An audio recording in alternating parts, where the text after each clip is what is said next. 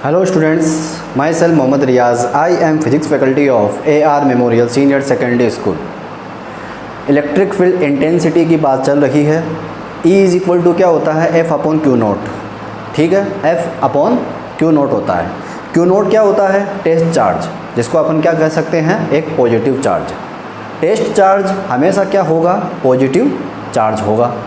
ठीक है, और इलेक्ट्रिक फील्ड इंटेंसिटी की जो डेफिनेशन थी वो हमने फॉर्मूले के अकॉर्डिंग क्या बनाई थी, E is equal to F upon क्या होता है, E is equal to F upon Q naught होता है। और क्यू नोट को हमेशा क्या बोलोगे आप, टेस्ट चार्ज, या फिर क्या बोल सकते हो इसको आप, पॉजिटिव चार्ज। अगर अपन टेस्ट चार्ज की वैल्यू कितनी लें, 1 कूलाम, क्या लें अपन इसको, 1 कूलाम, तो अपन इसको ऐसे लिख सकते हैं, यूनिट पॉजिटिव चार्ज या यूनिट टेस्ट चार्ज, ऐसे लिख सकते हैं। यूनिट का मतलब क्या हुआ, 1 कूलाम हुआ। टेस्ट चार्ज मतलब पॉजिटिव चार्ज। अगर हम किसी यूनिट टेस्ट चार्ज को कहाँ रखें, इलेक्ट्रिक फील्ड में रखें, तो यूनिट टेस्ट चार्ज क्या करेगा, एक फोर्स एक्सपीरियंस करेगा। क्या करेगा, एक फोर्स एक्सपीरियंस करेगा। उसी को अपन क्या कहते हैं, इलेक्ट्रिक फील्ड इंटेंसिटी कहते हैं। मतलब क्या है कि अगर आप 1 कूलाम टेस्ट चार्ज या 1 कूलाम पॉजिटिव चार्ज या यूनिट पॉजिटिव चार्ज को इलेक्ट्रिक फील्ड में प्लेस करवाते हो, रखते हो, तो उस टेस्ट चार्ज पर एक फोर्स एक्सपीरियंस करता है, जिसे हम इलेक्ट्रिक फील्ड इंटेंसिटी के नाम से जानते हैं। ठीक है, आज हम क्या करेंगे, आज हम थोड़ा सा टेस्ट चार्ज के बारे में और जानेंगे। टेस्ट चार्ज मैंने आपको वैसे ऑलरेडी बता दिया है कि टेस्ट चार्ज क्या होता है। टेस्ट चार्ज मैंने आपको ऑलरेडी बताया है कि टेस्ट चार्ज क्या होता है, एक पॉजिटिव चार्ज होता है। टेस्ट चार्ज क्या होता है, एक पॉजिटिव चार्ज होता है। इसको अपन किससे लिखते हैं, क्यू नोट से लिखते हैं। और क्यू नोट हमेशा आपको क्या मिलेगा, पॉजिटिव चार्ज, पॉजिटिव चार्ज। अब इसकी आगे की कहानी सुने। पॉजिटिव चार्ज या टेस्ट चार्ज एक ऐसा चार्ज है जिसकी खुद की इलेक्ट्रिक फील्ड नहीं होती। यह आपको याद रखना है। ये फिजिक्स में एक एजम्पशन माना गया है कि टेस्ट चार्ज वह चार्ज है जिसकी खुद की इलेक्ट्रिक फील्ड नहीं होती। मतलब इसका खुद का इलेक्ट्रिक फील्ड नहीं होता। कहने का मतलब इसकी इलेक्ट्रिक फील्ड नहीं होने का मतलब क्या है, इसकी इलेक्ट्रिक फील्ड नहीं होने का मतलब ये है कि इसकी हम इलेक्ट्रिक फील्ड जीरो मान सकते हैं। नहीं होने का मतलब क्या हुआ, इसकी हम इलेक्ट्रिक फील्ड जीरो मान सकते हैं। क्या मान सकते हैं, जीरो। इसका मतलब ये हुआ कि ये इतना छोटा चार्ज है, स्मॉलेस्ट चार्ज है, ये बहुत छोटा क्या है, चार्ज है, स्मॉलेस्ट चार्ज। ठीक है, test charge is a smallest charge which is always positive, which is always positive, but it never electric field, it never electric field, मतलब इसकी खुद की इलेक्ट्रिक फील्ड नहीं होगी।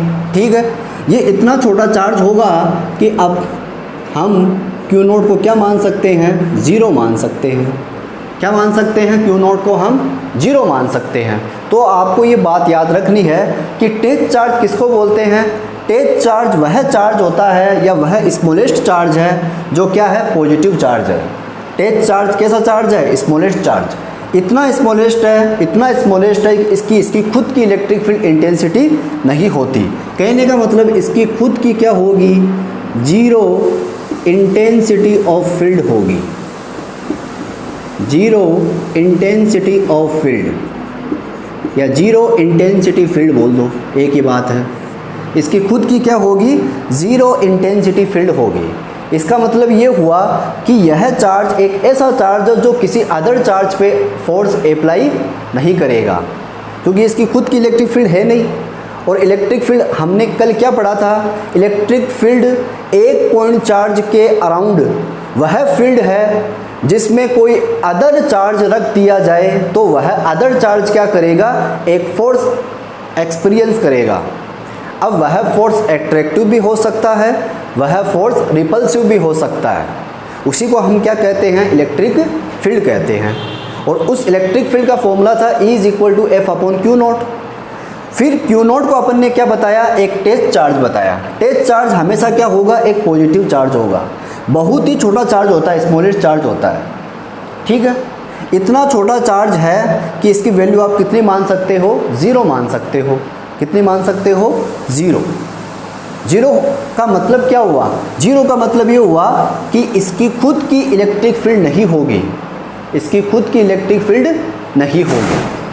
तो हम जब इलेक्ट्रिक फील्ड इंटेंसिटी को वेक्टर फॉर्म में रिप्रेजेंट करते हैं, जब हम इलेक्ट्रिक फील्ड इंटेंसिटी को वेक्टर फॉर्म में रिप्रेजेंट करते हैं, तो हम टेस्ट चार्ज के बेस पे इसको और अच्छी तरीके से लिख सकते हैं।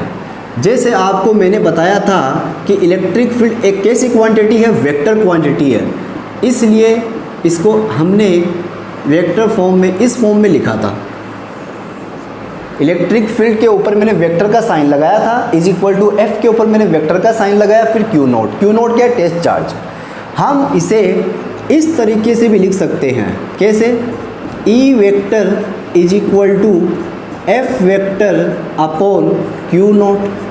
अब इसमें तो कुछ फ़र्क ही नहीं है, लेकिन मैंने क्या कहा, टेस्ट चार्ज इतना स्मॉलेस्ट चार्ज है कि इसकी खुद की इलेक्ट्रिक फील्ड नहीं है, इसलिए हम इसकी लिमिट कितनी लगा सकते हैं, Q0 की लिमिट कितनी लगा सकते हो आप, 0 लगा सकते हो। ये इतना छोटा चार्ज है कि Q0 की वैल्यू कितनी है, 0 मान सकते हो। 0 मानने का मतलब ये है कि इसकी इलेक्ट्रिक फील्ड खुद की कितनी है, 0 है। इसलिए हम इलेक्ट्रिक फील्ड को वेक्टर फॉर्म में इस प्रकार भी रिप्रेजेंट कर सकते हैं। ये भी गलत नहीं है, ये भी सही है, ये भी सही है। लिमिट Q0, फिर क्या लगाया मैंने, 0। इसकी लिमिट कितनी है Q0 की, 0। अब 0 का यहाँ आज से क्या है, इसका मीन्स क्या है, इसका मीन्स ये है कि इस टेस्ट चार्ज की खुद की इलेक्ट्रिक फील्ड नहीं है। तो इसे आप अपनी नोटबुक में राइट करें।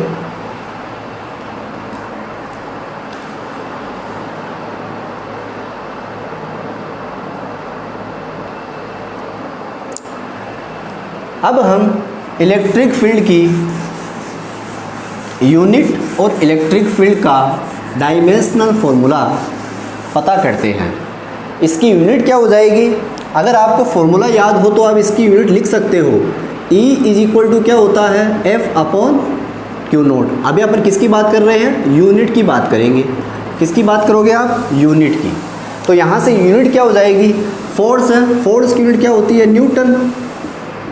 ये न्यूटन हो गया। ये चार्ज है, चार्ज की यूनिट क्या होती है, कूलाम। तो इसको अपन ऐसे लिख सकते हैं, न्यूटन पर कूलाम। तो ये इलेक्ट्रिक फील्ड या इलेक्ट्रिक फील्ड इंटेंसिटी की यूनिट हो गई, न्यूटन पर कूलाम। अब हम बात करते हैं डायमेंशंस की,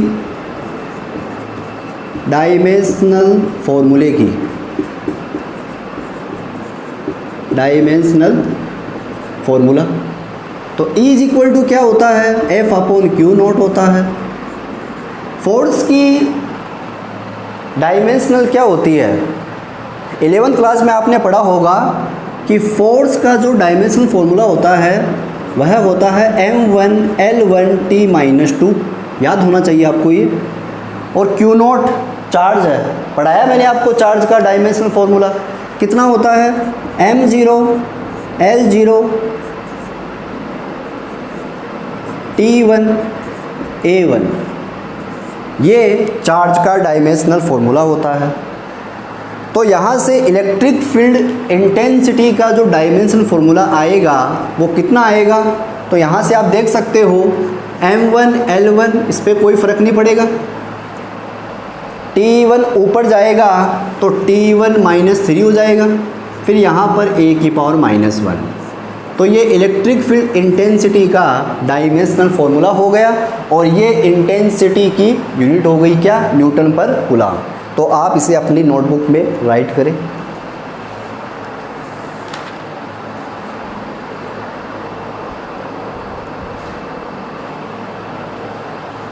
स्टूडेंट्स, ये हो गई बात यूनिट और डायमेंशनल फॉर्मूले की। अब हम बात करते हैं इसकी अदर फॉर्म की। इसकी अदर फॉर्म क्या हो सकती है इलेक्ट्रिक फील्ड की, ठीक है। अब इसकी अपन क्या पढ़ेंगे, अदर फॉर्म पढ़ेंगे, अदर फॉर्म्स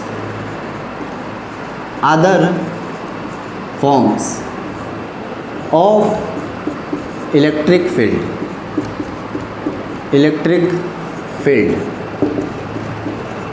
इसकी अदर फॉर्म्स क्या है।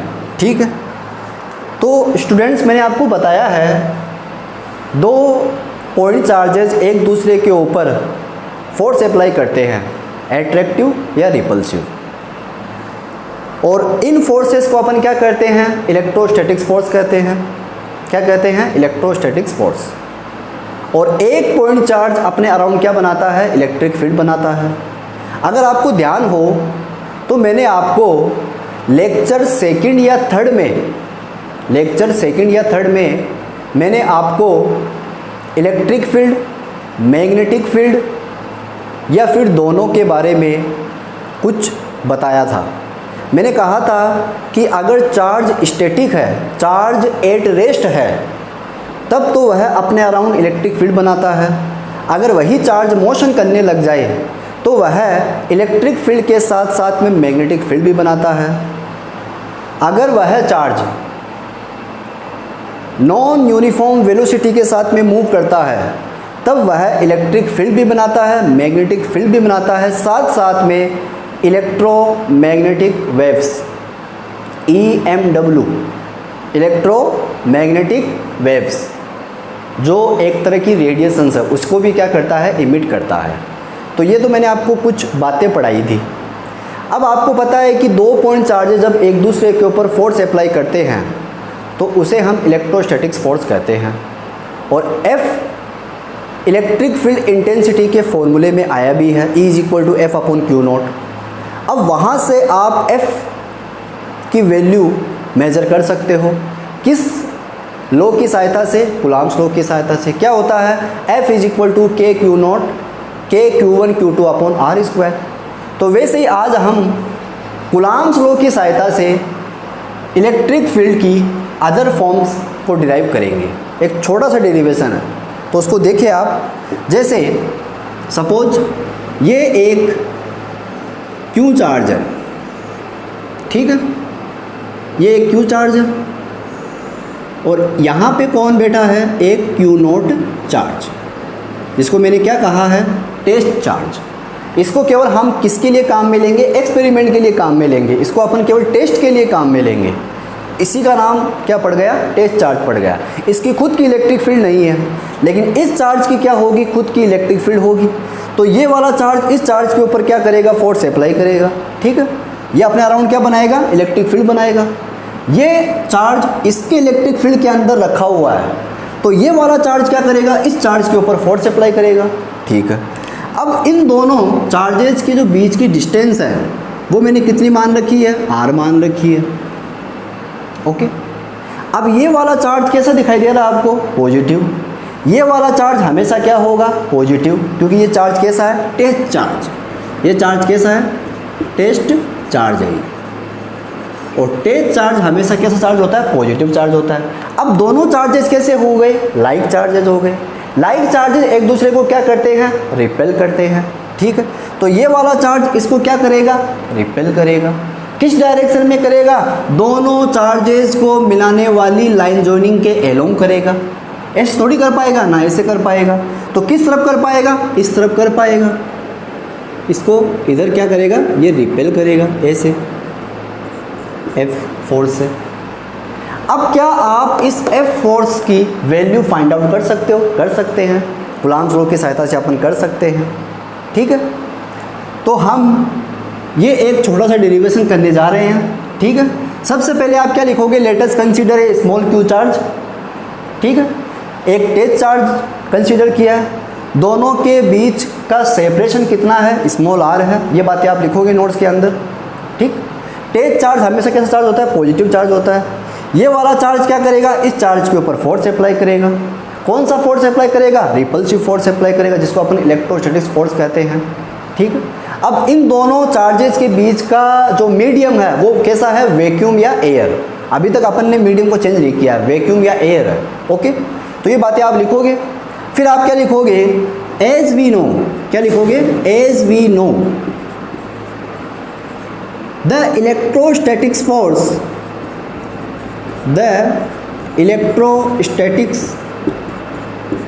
फोर्स किस पे? ऑन क्यू नॉट, किसकी वजह से? Due to point charge q. कितना होगा इज गिवन बाई,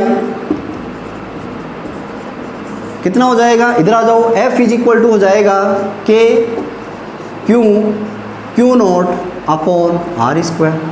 ये आपके पास में इलेक्ट्रोस्टैटिक्स फोर्स की वैल्यू निकल गई। अब हम जानना चाहते हैं कि इसकी इलेक्ट्रिक फील्ड कितनी होगी। तो इलेक्ट्रिक फील्ड का फॉर्मूला क्या होता है? इलेक्ट्रिक फील्ड का E is equal to F upon q naught होता है, पता आपको। F की वैल्यू कितनी है? K q naught upon q not, ठीक है। ये F की वैल्यू हो गई। देखो F की वैल्यू कितनी है? K q naught upon r square, और क्यू नॉट साथ में लिखा हुआ है ये वाला, ठीक है। तो आप इसको सबसे पहले इतना नोटबुक में राइट करें। कर लिया? अब इसको अपन आगे बढ़ाएं।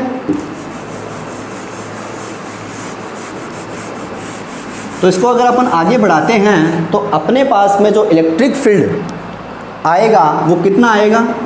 E इज इक्वल टू, इसको कैंसिल करोगे तो क्यू नोट से क्यू नोट क्या हो जाएगा? कैंसिल। तो E इज इक्वल टू क्या आएगा? के क्यू अपॉन आर स्क्वायर। क्या आएगा?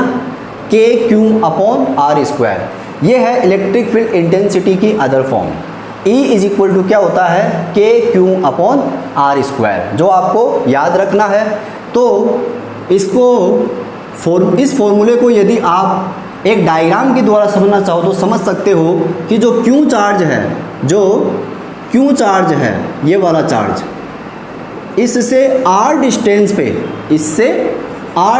देखो इसका मतलब क्या हुआ? ये क्यू चार्ज है ये वाला, इससे आर डिस्टेंस पे कोई पॉइंट P है, ठीक है। इसको अपन बोलते हैं ऑब्जर्वेशन पॉइंट। क्या बोलते हैं इसको अपन? Observation point. यहाँ पर अगर आपको इलेक्ट्रिक फील्ड निकालनी हो इस चार्ज की, क्योंकि एक चार्ज अपने अराउंड क्या बनाता है? इलेक्ट्रिक फील्ड बनाता है। तो वो कितनी दूर तक इलेक्ट्रिक फील्ड बनाएगा? तो वो कितना हो गया? E इज इक्वल टू के क्यू अपॉन आर स्क्वायर हो गया। तो ये वाला फॉर्मूला आपको याद रखना है कि एक पॉइंट चार्ज आर डिस्टेंस पर किसी पॉइंट P पर इलेक्ट्रिक फील्ड कितना बनाता है? K Q upon r square, ठीक है। तो ये वाला एक फॉर्मूला आपको याद होना चाहिए। E इज इक्वल टू के क्यू अपॉन आर स्क्वायर। एक पॉइंट चार्ज अपने अराउंड क्या बनाता है? इलेक्ट्रिक फील्ड बनाता है। कितनी बनाता है? K Q upon r square. अब आप यहाँ पर देख पा रहे हो कि जो E है वो आर स्क्वायर के क्या है? इन्वर्सली प्रोपोर्शनल है। देख पा रहे हो? आर स्क्वायर के क्या है? इन्वर्सली प्रोपोर्शनल है। लिखोगे आप यहाँ पे electric field intensity is inversely proportional to the square of distance, ठीक है। तो यहाँ से आप क्या देख पा रहे हो कि अगर आर की वैल्यू बढ़ती है तो ई की वैल्यू क्या होगी? कम होगी। मतलब चार्जेस के पास में यदि आओगे तो इलेक्ट्रिक फील्ड आपको ज़्यादा मिलेगी। चार्जेस से जितना ज़्यादा दूर जाओगे तो इलेक्ट्रिक फील्ड क्या होती जाएगी? कम होती जाएगी, ठीक है। तो ये इसका मीन्स ये हो गया कि R को बढ़ाने पर E की वैल्यू क्या होगी? कम होगी। अगर आप इन दोनों के बीच में ग्राफ बनाते हो E वर्सेस R के बीच में, तो ग्राफ आपको हमेशा कैसा मिलेगा? इन्वर्सली प्रोपोर्शनल का ऐसा मिल जाएगा आपको, ठीक है। ये क्या हो गया? E हो गया। ये क्या हो गया? R हो गया। तो देख पा रहे हो कि R की वैल्यू बढ़ने के साथ साथ E की वैल्यू क्या हो रही है? कम होती जा रही है। तो ये E और R के बीच का क्या हो गया? ग्राफ हो गया। और ये E और R के बीच का रिलेशन हो गया। E इज इक्वल टू के क्यू अपॉन आर स्क्वायर। इसको नोट करें। R की वैल्यू बढ़ने पर E की वैल्यू हमेशा क्या होती है? कम होती है। अगर आप अवे फ्रॉम द चार्ज का मतलब चार्ज से दूर जाओगे तो इलेक्ट्रिक फील्ड इंटेंसिटी कम होती जाएगी। और अगर आप टूवर्ड्स द चार्ज आओगे, मतलब चार्ज के पास आओगे, तो इलेक्ट्रिक फील्ड इंटेंसिटी बढ़ जाएगी। इसको आप अपनी नोटबुक में राइट करें।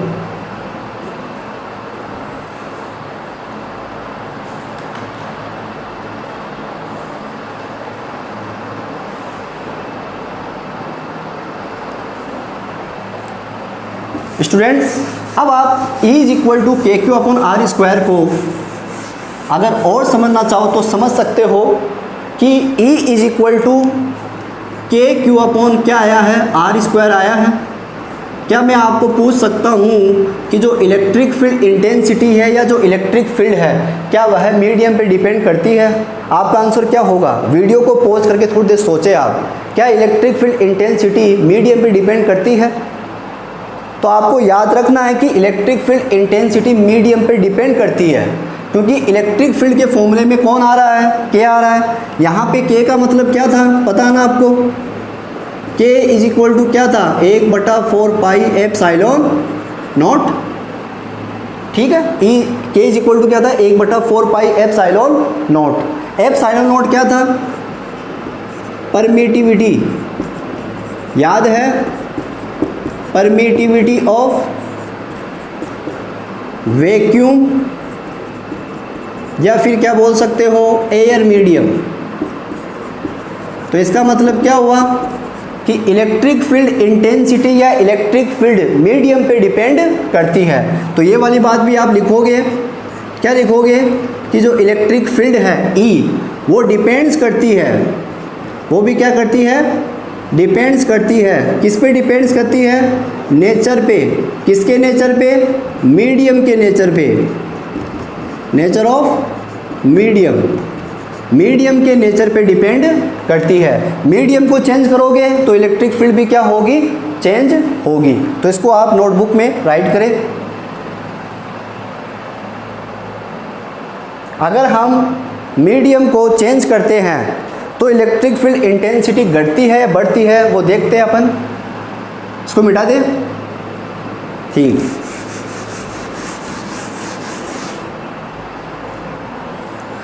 यदि हम इलेक्ट्रिक फील्ड इंटेंसिटी किसी दूसरे मीडियम में फाइंड आउट करना चाहते हैं तो इलेक्ट्रिक फील्ड इंटेंसिटी दूसरे मीडियम में अपन को कम मिलेगी या ज़्यादा मिलेगी, तो वो अपन देख लेते हैं। तो देखो E इज इक्वल टू क्या होता है? K Q upon r square होता है, ठीक है। यहाँ पे K इज इक्वल टू क्या है? 1/4 पाई एप्सिलॉन नॉट है, ठीक है। तो यहाँ पर आप K की वैल्यू पुटअप करोगे तो E इज इक्वल टू क्या आएगा? 1/4 pi epsilon naught q upon r square आएगा। तो ये तो मैंने किस में निकाला है? वैक्यूम में या एयर में। अब मैंने क्या किया? मीडियम को चेंज कर दिया। मीडियम को मैंने क्या किया है? चेंज किया है। मीडियम मैंने कैसा मान लिया अब की बार? Medium is change. अगर अपन मीडियम को क्या करते हैं? चेंज करते हैं, ठीक है। If medium is change, medium को अपन यदि चेंज करते हैं, मीडियम को मैंने चेंज किया और उस मीडियम की जो परमिटिविटी है, जो परमिटिविटी है वो मैंने कितनी मान ली? एप्सिलॉन मान ली, ठीक है। पढ़ाया ना मैंने आपको ये इलेक्ट्रोस्टैटिक्स फोर्स के अंदर।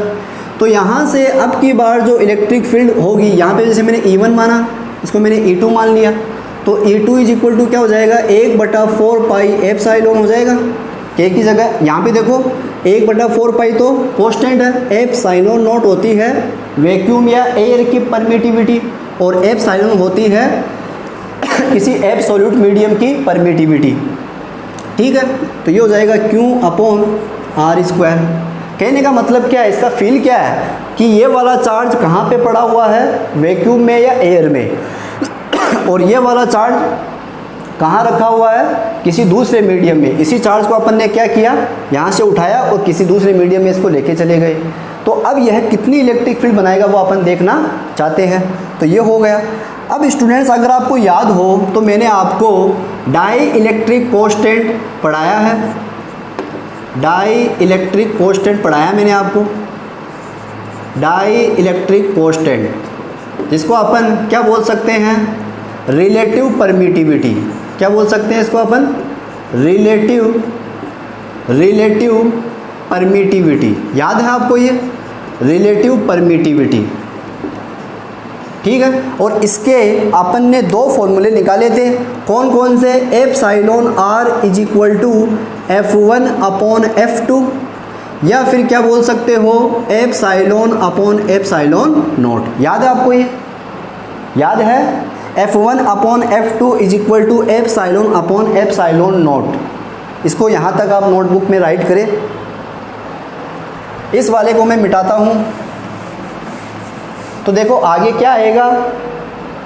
अब यहाँ से आप देखो, जैसे मैं इसको क्या देता हूँ, इक्वेशन फर्स्ट, और इसको देते हैं अपन इक्वेशन सेकंड।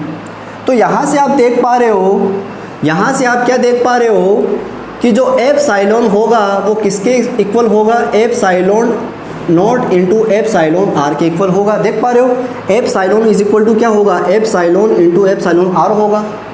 ये वाली वैल्यू यहाँ पे पुटअप करो आप, तो कितना आएगा, देखो by equation second, by equation second. तो बाई इक्वेशन सेकंड में आप देखोगे तो देखो क्या होगा कि जो E2 होगा, E2 इज इक्वल टू क्या हो जाएगा, 1/4 पाई, और एप्सिलॉन की जगह मैंने क्या लिख दिया, epsilon naught into epsilon r.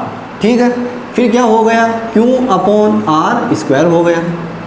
ठीक है, तो यहाँ से जो E2 का मान आएगा वो कितना आएगा, तो देखो 1/4 pi epsilon naught Q upon r square, ये किसकी वैल्यू है, E1 की। देख पा रहे हो, 1/4 pi epsilon naught into Q upon r square किसकी वैल्यू है, E1 की। तो मैंने यहाँ पे E1 लिख दिया। ठीक, और साथ में नीचे कौन है, एप्सिलॉन आर। तो यहाँ पर आपने क्या देखा कि जो E2 की वैल्यू होगी वो E1 से ज़्यादा होगी या कम होगी, वो हमेशा E1 से क्या होगी, कम होगी।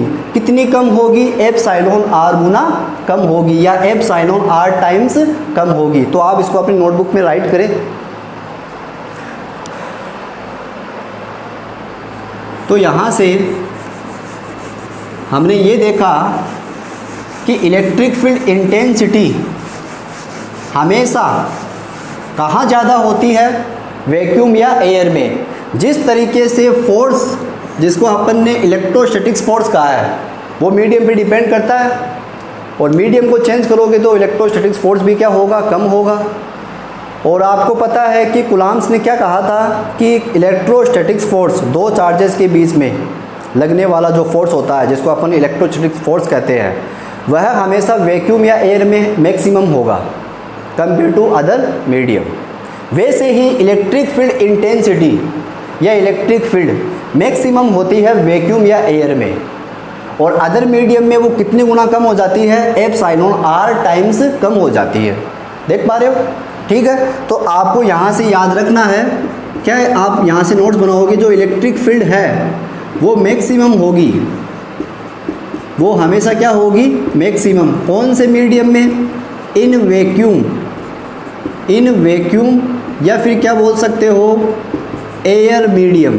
क्या बोल सकते हो, एयर मीडियम। ठीक है, compare to other medium, compare to other medium. ठीक है, तो जितनी टाइम्स कम होती है उसे उस मीडियम का अपन क्या कहते हैं, डाइलेक्ट्रिक कांस्टेंट या रिलेटिव परमिटिविटी कहते हैं। तो आपको याद रखना है, E2 is equal to E1 upon epsilon r. E1 क्या है, electric field intensity in vacuum या एयर, और E2 क्या है, electric field intensity in other medium.